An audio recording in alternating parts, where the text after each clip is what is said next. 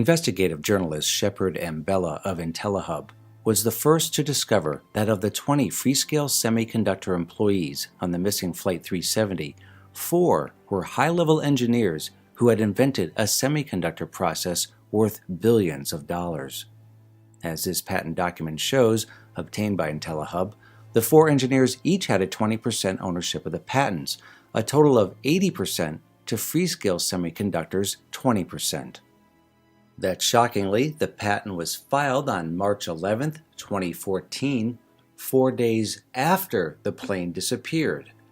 And now that the patent owners are dead, full ownership of the patents will revert to Freescale Semiconductor.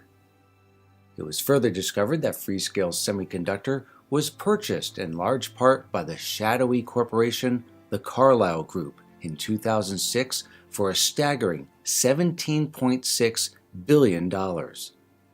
This is the same Carlyle Group that was gorged with money from the bin Laden family when Osama bin Laden's henchmen were slamming airplanes into the World Trade Center towers. Just hours before Osama bin Laden attacked America, then Carlyle Group senior advisor George H.W. Bush was meeting with members of the bin Laden family at the Ritz-Carlton. Bush was trying to convince the bin Laden family, owners of the multi-million-dollar Saudi company the Bin Laden Group, to increase their stake in the Carlyle Group, predicting that the defense investment company's profits would soon be booming, which they in fact did after 9/11, doubling their profits in a mere 3 months and going on to increase their net worth 100 times in a few short years. This is the same shadowy corporation that bought Booz Allen Hamilton in 2008, the NSA contracting agency that NSA whistleblower Edward Snowden pilfered over 50,000 documents from. Booz Allen Hamilton is, for all intents and purposes, part of the NSA. Virtually all of their work is contracted by the NSA, and most of its 20,000 employees are either former NSA or CIA agents, or in some way connected to the military-industrial complex.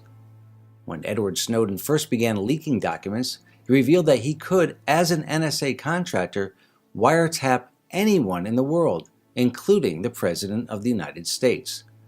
That he and the thousands of other NSA contractors worldwide had access to the whole gamut of the NSA's surveillance apparatus.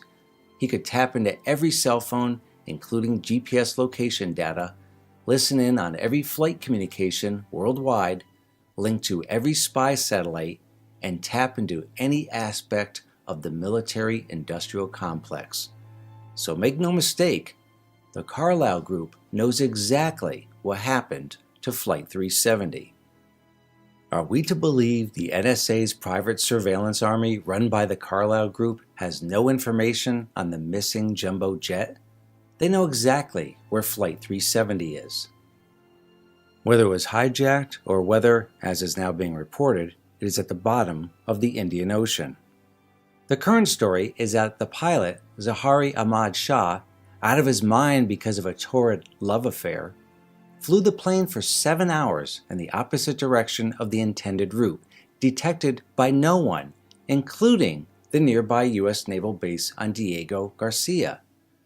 That he, out of his mind because his wife was going to leave him, decided to end it all by flying for 7 hours into a remote part of the Indian Ocean, taking all 239 passengers with him to a watery grave. And the plot gets deeper. The plane crashed in an area of the ocean with enormous depths, between a staggering 10,000 to 15,000 feet, making recovery of the plane next to impossible. And yet again, the plot thickens. The U.S. naval base on Diego Garcia, with the most sophisticated tracking equipment in the U.S. military's arsenal, possibly in the world, strangely never noticed a jumbo jet, a huge Boeing 777, flying in its airspace? Odd indeed. Enter IntelliHub investigative journalist Shepard M. Bella with another bombshell, that Philip Wood, an American high-level executive at IBM who was on Flight 370, sent a text message and a pitch-black photo from his iPhone on March 18th at 6:22 p.m., 10 days after the plane disappeared with the following message. I have been held hostage by unknown military personnel after my flight was hijacked. I work for IBM and I have managed to hide my cell phone. I have been separated from the rest of the passengers and I am in a cell. My name is Philip Wood. I think I have been drugged as well and cannot think clearly. This could be a hoax, except for the accompanying photo that was sent with the text. While the photo is simply a darkened image, as most people know, iPhones embed a staggering amount of metadata when a photo is taken that include the exact GPS longitude and latitude coordinates of the phone. The coordinates indicate that Wood, according to Google Maps, is inside a large building on Diego Garcia. Of course, this could all be a conspiracy theory, but it seems like every day what was once deemed a conspiracy theory is now part of the normal news cycle.